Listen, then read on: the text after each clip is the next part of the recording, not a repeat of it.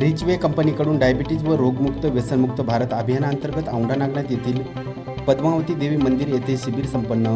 औंढा नागनाथ येथील पद्मावती देवी मंदिर सभागृह येथे रिचवे कंपनीच्या वतीने दिनांक 6 जून रोजी डायबिटीज व रोगमुक्त व्यसनमुक्त भारत अभियानांतर्गत मार्गदर्शन शिबिर व कार्यशाळा घेऊन विविध रोगावर कंपनीकडून तयार करण्यात आलेल्या आयुर्वेदिक औषधीबाबत माहिती दिली.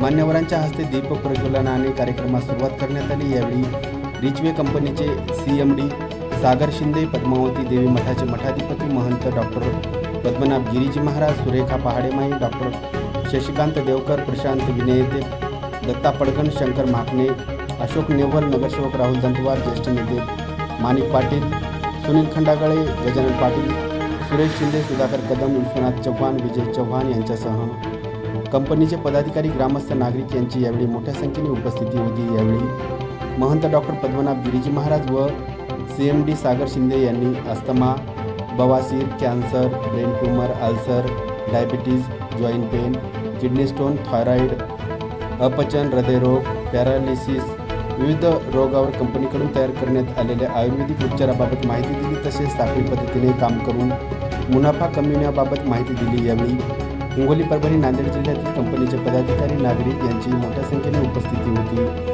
याप्रसंगी पद्मावती देवी मठाचे महंत डॉक्टर पद्मनाभ गिरीजी महाराज यांच्या वतीने सर्वांना अधिक मास निमित्त धोंडे जेवणाचा कार्यक्रम आयोजित करून सुरेखा पहाडेमाई यांच्या हस्ते आलेल्या सर्व महिलांना साड्या वाटप करण्यात आल्या. तसेच महंत डॉक्टर पद्मनाभ गिरीजी महाराज यांच्या नूतन गाडीचे पूजनही मान्यवरांच्या हस्ते करण्यात आले.